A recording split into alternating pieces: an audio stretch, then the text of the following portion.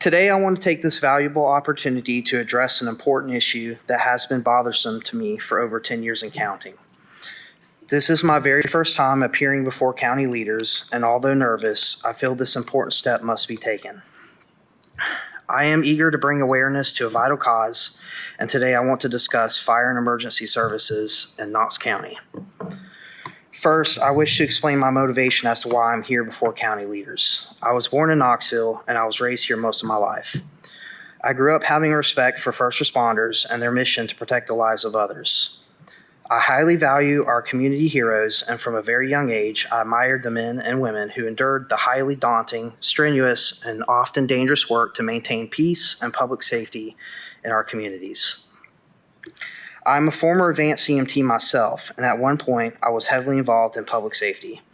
I braved hazardous situations and long sleepless nights to respond to those in peril. I have a passion to advocate for our emergency service organizations. I feel most ordinary civilians are unaware of the many existing functions and capabilities that our emergency service organizations provide. For example, many fire departments do not just handle fires, but also respond to a wide array of emergency situations, such as medical emergencies, motor vehicle collisions, and hazmat situations. In fact, medical emergency calls account for most of the call volumes of fire departments who respond to these types of calls.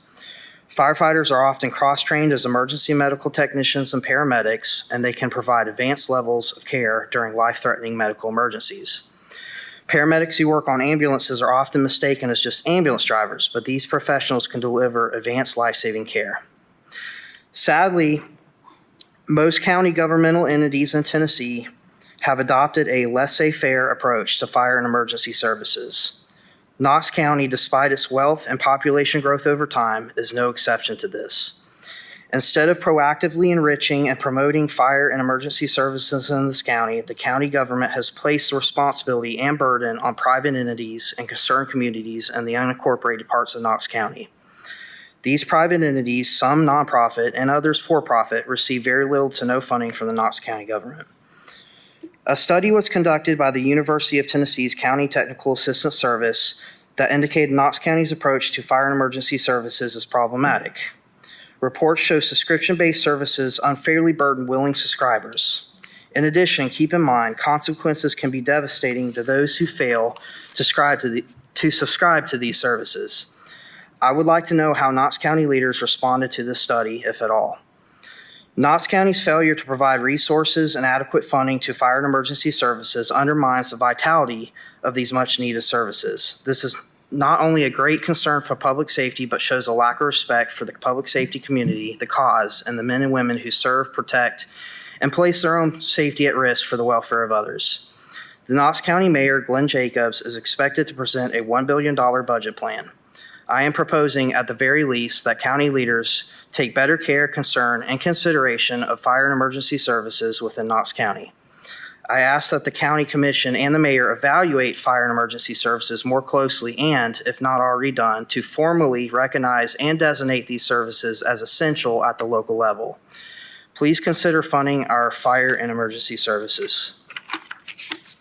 Thank you. Thank you. I believe I'm finished reading. Do you have any other comments you'd like to share? No, ma'am, not at this current moment. All right, thank you. Thank you. Thank you. You bet. And you are appreciated, and I can assure you we're taking that very seriously. Thank you for coming to speak. A parent's call for help that never came. A South Knox County dad says his baby endured 40 minutes of seizures while waiting for an ambulance that never showed up. Reporter Maria Guzman explains how this father felt let down in an emergency and how AMR is responding now. Mitchell Bennett and his wife were on a date night when they got a phone call no parent wants to hear. My mother-in-law called saying that our son was having issues. His 10-month-old baby was having a seizure. The parents say the baby's body was shaking uncontrollably for 60 seconds at a time. I called 911. My mother-in-law called 911. But despite a call for help, there was no response. He says he waited about 40 minutes for an ambulance that never arrived. They both were told there's an ambulance on the way. Well, when we get home, there's no ambulance. According to a statement we received from AMR, at the time of the 911 call, 11 of the 15 ambulances in Knox County were on active calls. 4 additional calls came in. That left an ambulance for Mitchell's sick baby to be diverted and no units available to respond. Your child needs help. You call 911 and nobody's going to show up. That's any parent's worst nightmare. He says him nor his wife received no call back from AMR that no ambulance was on the way. They ended up taking the baby to the hospital themselves. No family should have to wait and wonder if help's coming.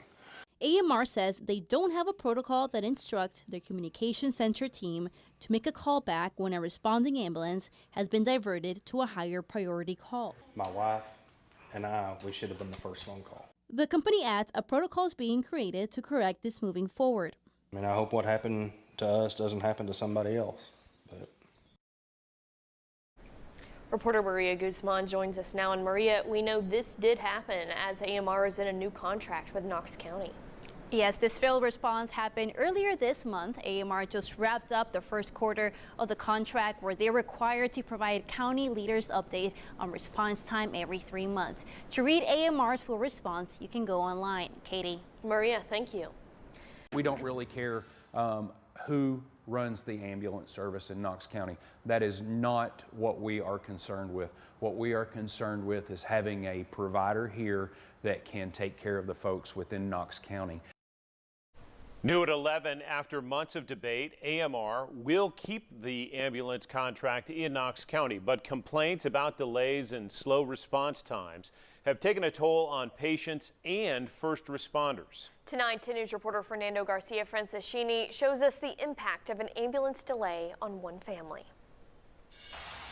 We don't really want that to happen to anyone else in Knox County. More than a year ago, Catherine Trapp found her mother lying on the kitchen floor.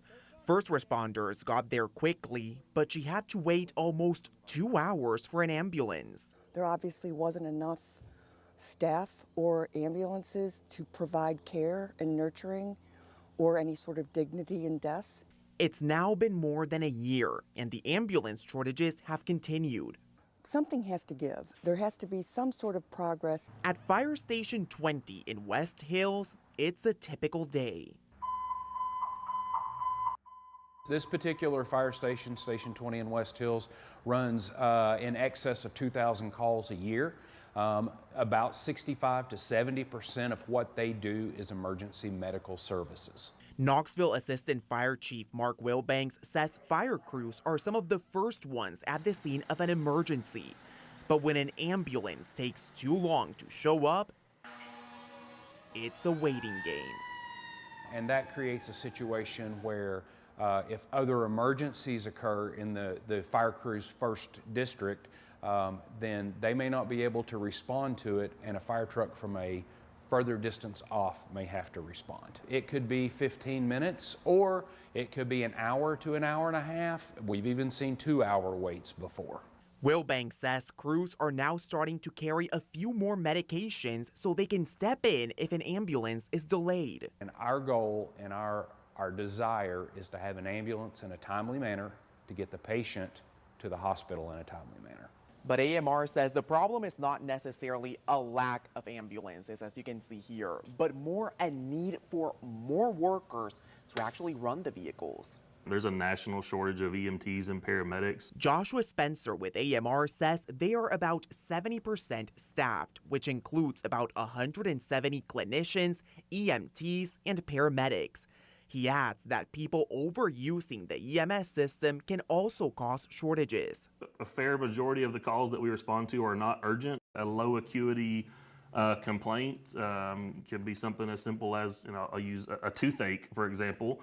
That patient may not need an ambulance to go to the ER. They probably need a dentist. Spencer says it's not always about time, but about making sure people get the care they need. At the end of their experience of using the 911 system, were they better? That's the most important thing to ask. But as commissioners look into the future of EMS service in Knox County, people like Catherine say it's about time things change. There's no politics in this. This is all about doing the right thing for the citizens of East Tennessee. Again, tonight, Knox County Commission approving a new deal with AMR in a 7-4 vote that will last the next 5 years.